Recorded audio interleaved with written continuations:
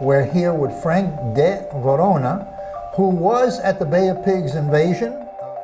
What's your perception, or what do you feel when they say that? I do not fault any parent. And we're here with the mayor of Kissimmee. Hello, Mayor. How are you? And I'm here with Congressman Darren Soto. There's a lot of things going on in Washington with the transition to the new government.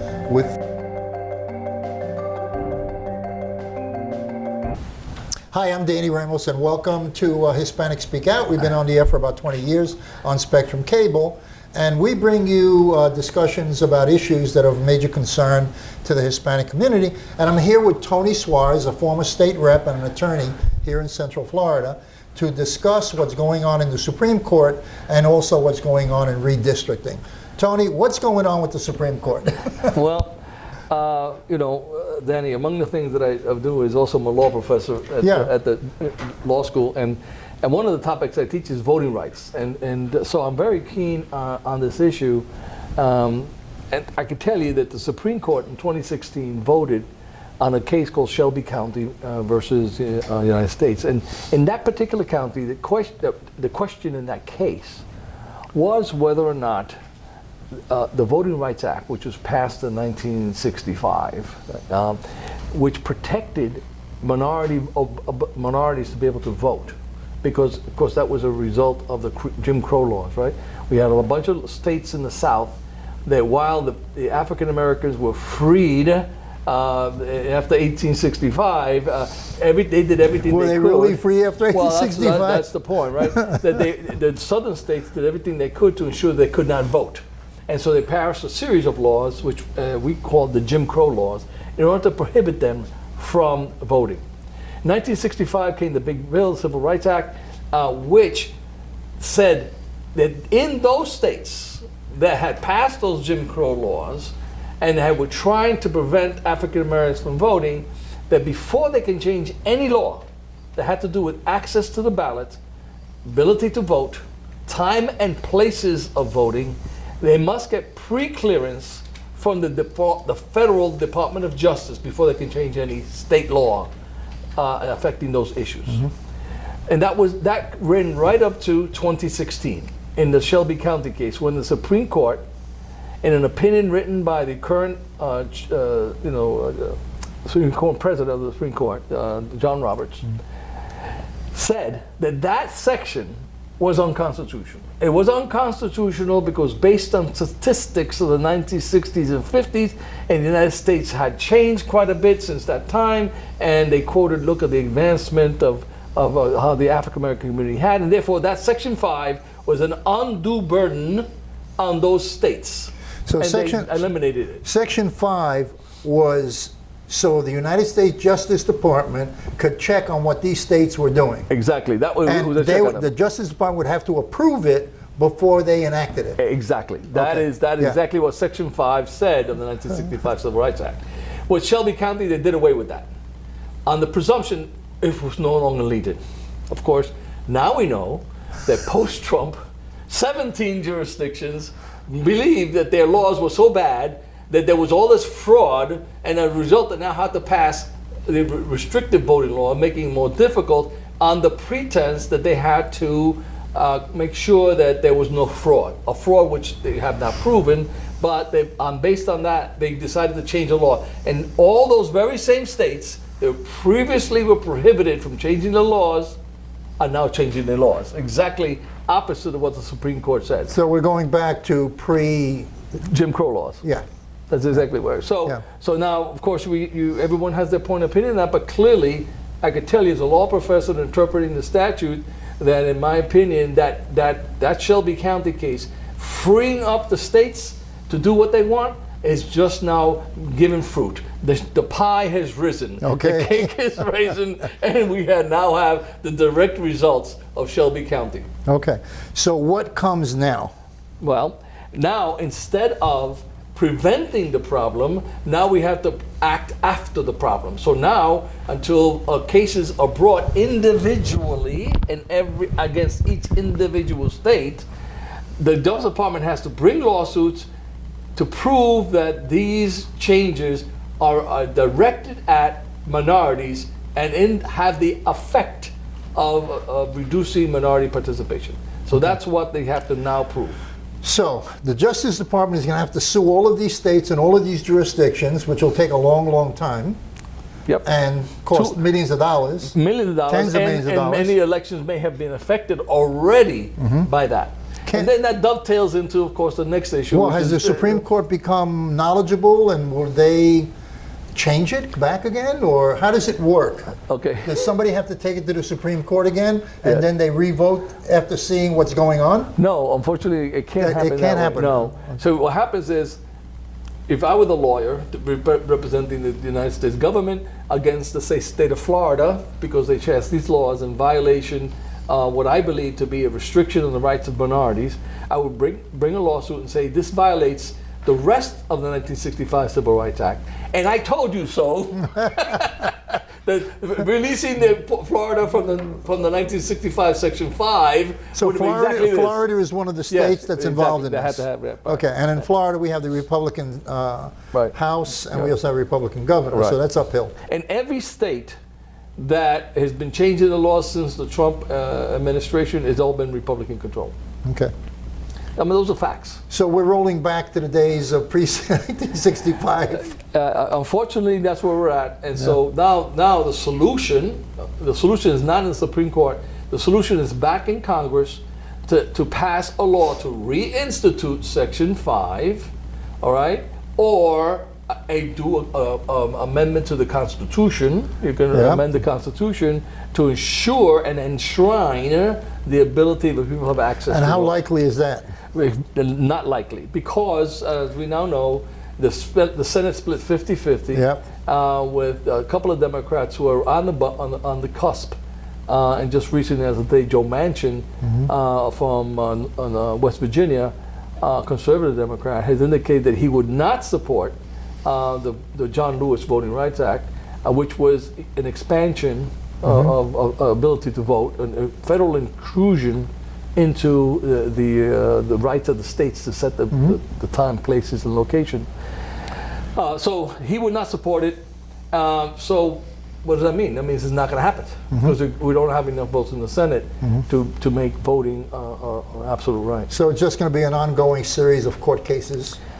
Yeah, it'll be challenging- an ongoing court cases until those forces that believe that the people have a right to vote win the majority in the states. And it is the states that set the right, because the Constitution says that. It is the states that have the right to set the manner and place of the elections. So you see the problem. You have a federal election, but the person who sets the time, location, and place of the voting, whether it's one voting booth or 100 voting booths, whether it's one box or two boxes, whether the paper ballot is 1 or 5, that's all the states' rights. The federal government has never indicated and said, you must have election day on such a day. You must, they coordinate, but they've never dictated to the states. Do they have the capacity to dictate legally? Or Only to federal elections they have the capacity. Okay, But so they all could not tell local, in the state, local and state, nothing. Exactly. Okay. Exactly.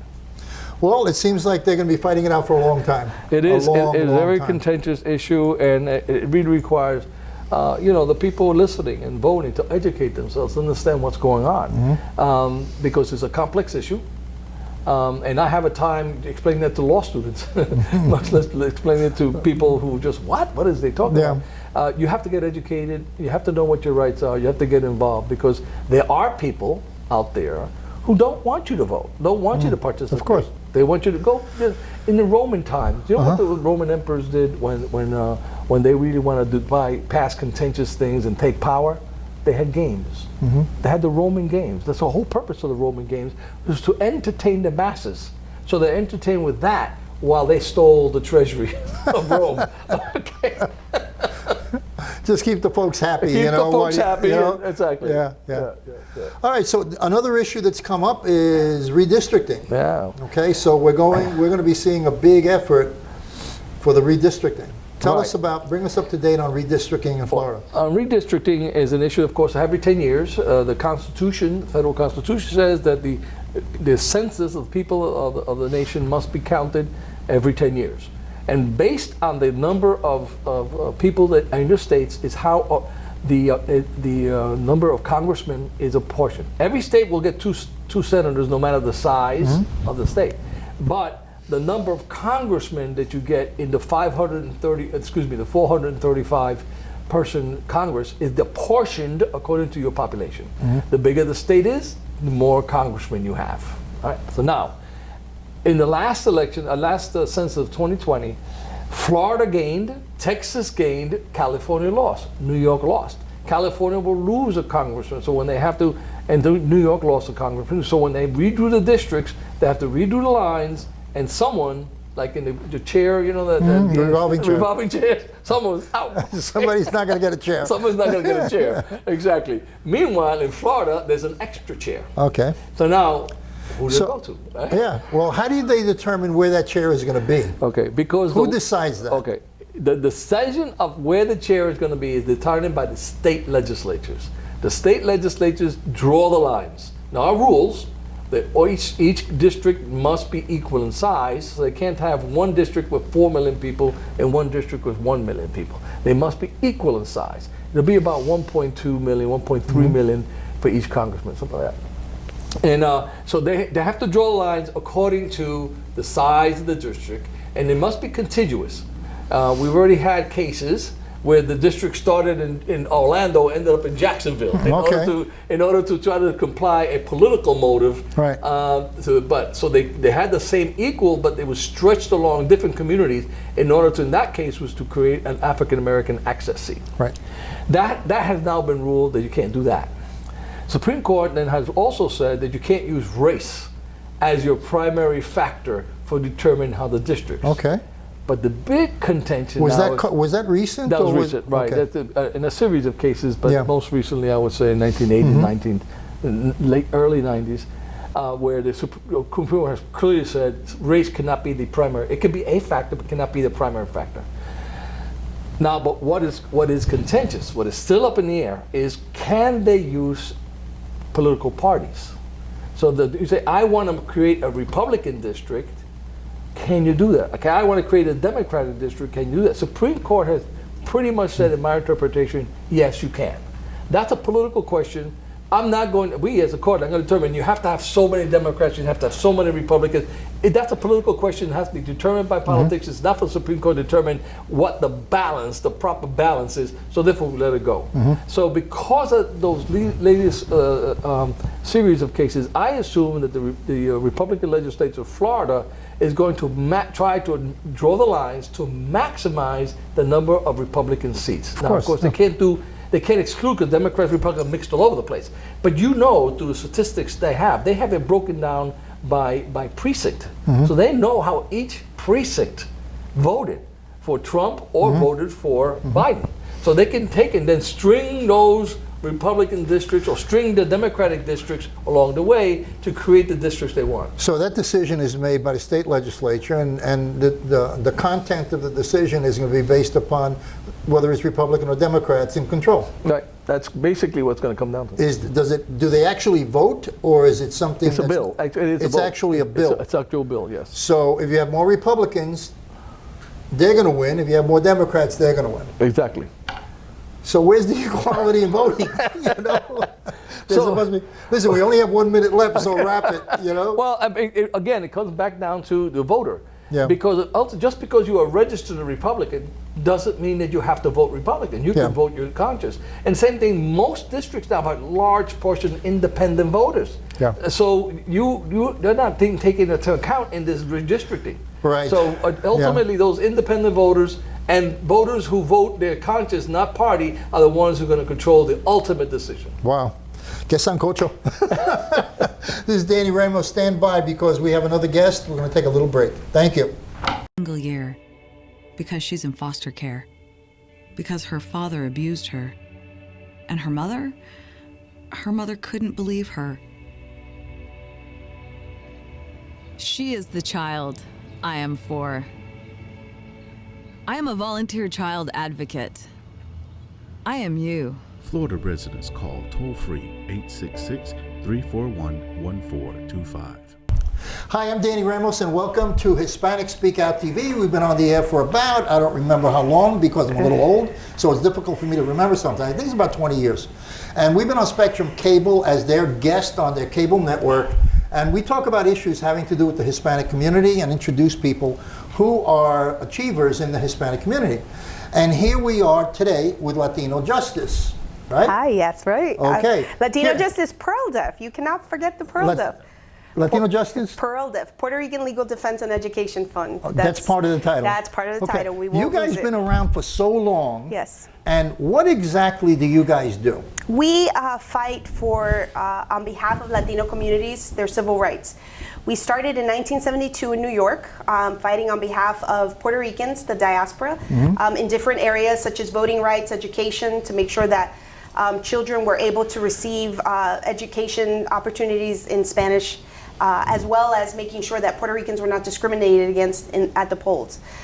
Since that time, we've continued fighting and in service of our mission and inclusive of the Latino diaspora. So Puerto Ricans and you name it, we look for class action type impact cases. And so we continue to do our work in New York, New Jersey, in areas of Pennsylvania, Florida, other areas in the South, in Georgia, for example, where we filed a lawsuit a couple years ago on behalf of Puerto Ricans who were being treated differently when they were trying to exchange their Puerto Rican driver license for a Georgia driver license. So we do those types of cases. We just filed something in Florida on Monday on behalf of voters in the state of Florida against SB 90, which I'm not sure if you've heard of. It's a law that is trying to curtail voters' rights as it relates to access to vote by mail, the ballot box, line warming So activities. what is and the other position things. of Latino Justice having to do by mail and the voter box? Well, so, if you look at what happened in Florida specifically, and as you are well aware, as a long-term Florida resident, Florida has a very checkered history in terms of how elections are actually administered, and a racist history that really keeps people of color from accessing the ballot box. And typically what you see, at least in modern history, is that once voters come out in force, in particular voters of color, then the legislature will take a position that is contrary to prior positions in terms of making sure that that access is limited or curtailed, or that they create these obstacles that are unnecessary. In particular, just to end on this, last year was lauded as one of the best elections ever administered in the state of Florida, and yet you have the legislature coming back and making these changes to the law, which are unnecessary. Okay, is this a Democratic-Republican war going on? Is that what it is? Because you're saying the legislature. Now, the legislature, I think, is Republican here, right? Absolutely, yes. And minorities, Hispanics, Afro-American, are generally Democrats. So what you're saying basically is that the Republican Party is taking positions to hold back minorities from the polls in order to stay in office. Well, we don't see it as obviously it's voting is political. There's no question about it. There's no denying that is what it is. That's it's what it is, political yeah, act, yeah, and it's yeah. the expression of an individual, and it is a right that is protected and has been fought for the beginning of this country's history. But what I will say is that what we see is really that these acts are racist. And the reason for that is that, in the state of Florida, look at what happened in 2020. Trump won. He ran for president, and in the state, Trump won. You have such a different Latino community representative throughout the entire state, from the very conservative Republican Cubans in South Florida and Miami to Central Florida, where you have Puerto Ricans that some of them, you could say, vote in a block of Democratic, but then there are others that are also very conservative and Republican. So I don't think that you should categorize, and in particular I'm speaking about the Latino community, that you should expect that voters who are classified as minority voters, that they will vote in a particular block. Our position in our organization is we are a nonpartisan organization, and we believe that all voters should have access to the ballot box. But being said, Yes. okay, it's primarily known that most Puerto Ricans are Democrats. Well, I mean, So, no, I'm just saying that. Yes, you know, okay, so sure. Your organization is neutral Yes, in what it does. right. Because I'm sure if that was a flip and it was the Republicans being blocked, that your organization would also see that that's against the Absolutely. law. Absolutely. But it benefits, it's a party war between Republicans and Democrats right now. So, and the governor is Republican and so is the state legislature Republican. Right. Well, I think at the end of the day, what we have to look at is who's losing, and it's an anti-voter law. Period. Yeah. Like whether it's if you want to classify it as a partisan war, that's up to the politicians to fight over. But Yeah. at the end of the day, it is anti-voter, and it's hurting the voter, right? A voter who, for the first time, for example, maybe last year decided, look, I want to vote through the ballot box. I like going in person, but because of the pandemic, I'm not going to do that this year. I'm going to give my ballot to my neighbor or I'm going to have my nephew take it for me. And now this year they find themselves with a complete change in how that may be executed. Just to And point it so- out, in the last election, I put it in the box. There was, So I could did have gone I. in the building, Yes. but there was a box outside. Absolutely. So who wants to stand in line? You know what I Absolutely. mean? So I just dropped it in the box and left. Took me a minute. Absolutely. As opposed to maybe a half hour. Absolutely, and I will say, we credit where credit is due. I think the elections officials, the supervisors of elections in this case, did a tremendous job responding to not only the interest obviously in the general election in 2020, but also making sure that the community felt safe to exercise their right to vote. And I will point out that the supervisors of elections have taken a strong position against this law because it creates an administrative nightmare for them. What they're doing is essentially they're rewriting the law and making it harder for these election officials to dutifully carry out their responsibilities. So, I mean, I just think it is really backwards looking, and I hope that voters understand what's at stake. And the reality is that in this country, we've become accustomed to saying, well, you only had 45%, and in particular for Latinos, oh, we had an increase. We had, from 40% to 45. That's fantastic. It isn't. Fantastic is 100%. Fantastic is things that you've seen historically happen in Puerto Rico where people are engaged and people want to express their voices. And I think that that's what every American should be striving to make sure that all communities feel represented. And the way to do that is really to vote. So that is our mission, and we're fighting on that. Well, the big influx of Puerto Ricans with the issues on the island, economic, Maria, earthquakes, that's changing the demographic profile, particularly of Central Florida. Sure. And then you have a lot of Puerto Ricans moving down from New York and Chicago. Sure. They're getting towards retirement age. They don't want the weather anymore, so they're coming here. Right. Which has caused a big housing problem. Not only Puerto Ricans, but there's a lot of other people coming down here as well, and we have a housing shortage going on. So you've got a change coming at the helm of the organization. Yes, we do. We do. Okay. And Juan Cartagena has been there forever. He was, I think he was the initiator. I'm not sure. He was not the initiator, but he has done an amazing job. I mean, I think that, when you think, for most of us, if you think of Latino justice, you think of Juan. Yes. Absolutely. So it is a huge change. It is going to be a huge transition, but I have to say, on behalf of the incredible leader that he is, he deserves to retire or to transition to another opportunity. He has done an incredible job, and I think he's left us in the best position that the organization has ever been. So I believe that it is, time to support for us to let go and to allow him to enjoy this next stage and chapter I of his think that life. you guys have developed a fantastic reputation for what you do. And I don't think that there's any organization that comes to mind immediately for the issues that you address other than Latino justice. What is in the focus for the future now going forward? Well, that's a great question, Danny. And I think one of the things that we are really focused on is to empower the Latino community in the areas that we focus on in Florida, New York, New Jersey, Pennsylvania. And so I think top of our list obviously is access to the ballot. Redistricting is coming up. Right. That's going to be huge. That is something that we're working on now. We're doing all of the pre-work. We're actually, it's upon us already.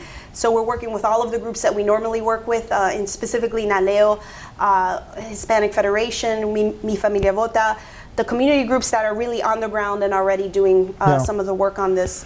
And we're continuing to do work on criminal justice. That's something that is, especially Juan, I would say that that's probably on the top of his list in terms of issues that we want to continue to work on. Issues related to education, in particular for the state of Florida. That's something that I think we're going to have on the top of our agenda, as well as issues related to immigration. Immigration is it's such a general term. It touches on so many aspects of life in this country. But I think, immigration issues related to human rights or civil rights issues. And I think that we will continue to make that known to, especially to the Latino community who enjoy different privileges, right? Besides the interview you're doing with me, is your organization available to do like a weekly program? If it were made available to you to talk about voting rights, etc. I think we would be interested. I think one of the obstacles that we have in the Spanish language. We would love to do it in the Spanish language because that actually, Danny, that's an excellent point. The issue of language access touches upon everything that we do in every sense. And in terms of reaching out to the Latino community, I think one of the most important things that we can do is to make sure that everything, all the programming, everything that we write, everything that we express is in Spanish so that we reach our population. So one of the things that I would like to sort of go back on, and this relates specifically to voting, is that we had a settlement earlier this year against 31 counties that we had filed suit in 2018 on behalf of Puerto Rican voters specifically.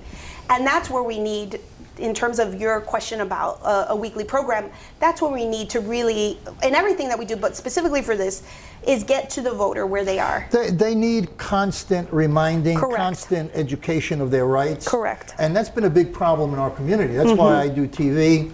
But all of the radio stations are very commercial, Right. or music. And there is nothing Right. really happening that continually tells people about their rights in an environment where they are not getting their rights, or they're being denied certain rights. Absolutely. So there's got to be a vigil. You got to constantly be vigil in order to make sure that you're going forward and not backward, particularly in such a controversial time that we're in. The left and the right, it's gotten to extremes. It's gotten to even violence sometimes. Absolutely. And I don't remember that ever happening when I was coming up until now. I think we could probably fill up hours about why that is, but I think that touches on an important point. There's so much choice now, and this is just a reality that we live in today, that there isn't, back when I was a kid, did you watch the special on so and so? Yeah, everybody watched it. Yeah. And it did bring about a sense of community in a different way, where I think it crossed bridges for us and made us feel sort of as a collective something different. You're exactly right. But I would say that we are definitely going need to something invite to you. do that. I'm going to send you an email today. Okay. All right. Okay. And then we'll see if we can hook you up. Oh, that would be great. As long as we can have currently we're only a staff of 4, so as long as we can have rotating characters, we can absolutely think about doing something like that. Yeah. Okay. Yeah, that would be we just great. ran out of time. It went fast, right? Okay, yes, it went But we good. should have you up here once a month. Jesus,